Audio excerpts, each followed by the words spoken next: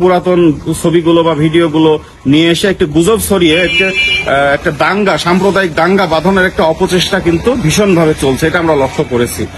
ইসলামী আন্দোলন বাংলাদেশ পীর সাহেব চরমনার নির্দেশে সমগ্র বাংলাদেশে ইসলামী আন্দোলনের কর্মীবৃন্দ এবং সহযোগী সংগঠনের, বিশেষ করে ছাত্র এবং যুব সংগঠনের কর্মীবৃন্দ সারা বাংলাদেশে নিরাপত্তার দায়িত্ব নিয়েছে। যেহেতু প্রশাসন এবং পুলিশ বাহিনী এখন অকার্যকর আছে, এই কারণে আমরা জনমনে যেন কোনো আতঙ্ক সৃষ্টি না হয়, এজন্য তাদেরকে আমরা তাদের পাশে আমরা আসছি এটা জানানোর জন্য বা এটা তাদেরকে আশ্বস্ত করার জন্য আমরা শহরের ভেতর অবস্থান নিয়েছি বিভিন্ন গ্রুপে ভাগ হয়ে। আমার সাথে আমার টিম কাজ করছে, আমার টিমে ছাত্র যুব সংগঠনের নেতৃবৃন্দ আছে। আমরা বিশেষ করে প্রাধান্য দিচ্ছি শহরে আমাদের যেই 3টা মন্দির আছে, শ্রী নারায়ণ মন্দির, রাধাকৃষ্ণ মন্দির, 1 নম্বর ওয়ার্ডের মন্দির এবং 5 নম্বর ওয়ার্ডের বিশেষ করে এই মন্দিরগুলোতে আমরা যাচ্ছি। গতকালকে আমরা রাধাকৃষ্ণের মন্দিরে আমরা মধ্যরাত পর্যন্ত অবস্থান নিয়েছিলাম। আর এই বিশেষ করে আমাদের সংখ্যালঘু যে সনাতন ধর্মাবলম্বী ভাইরা আছে তারা যেন কোনো দুশ্চিন্তা না করে, তাদের এতটুকু আশ্বস্ত করার জন্য যে তাদের নিরাপত্তা দেওয়ার জন্য ইসলামী আন্দোলন বাংলাদেশে যথেষ্ট।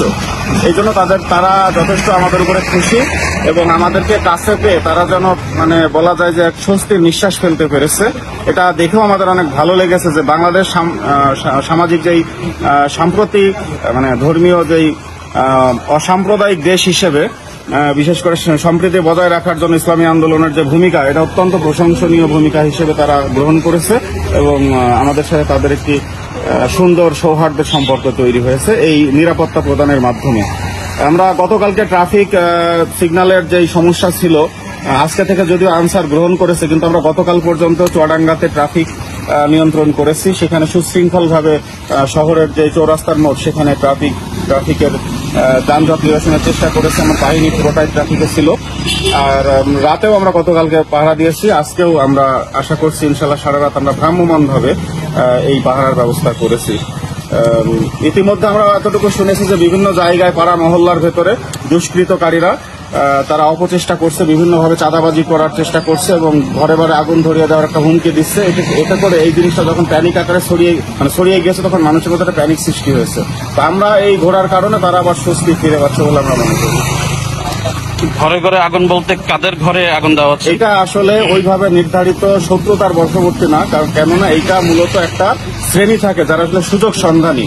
হ্যাঁ, তারা বিভিন্ন ধরনের হুমকি ধামকি দিয়ে তারা অর্থ আদায়ের একটা অপচেষ্টা করে। এটা আসলে কোন দল দেখে আসলে তারা করে না, মূলত যার কাছে অর্থ আছে, যে একটু দুর্বল হিসেবে আছে বা হয়তো এখানে বাসা বাড়িতে ভাড়ায় থাকে, গ্রামে তার বাসা, এই ধরনের বাসাগুলোতে তারা বেশি যাচ্ছে এবং তাদেরকে হুমকি ধামকি। আপনারা যেহেতু টিম নিয়ে কাজ করতেছেন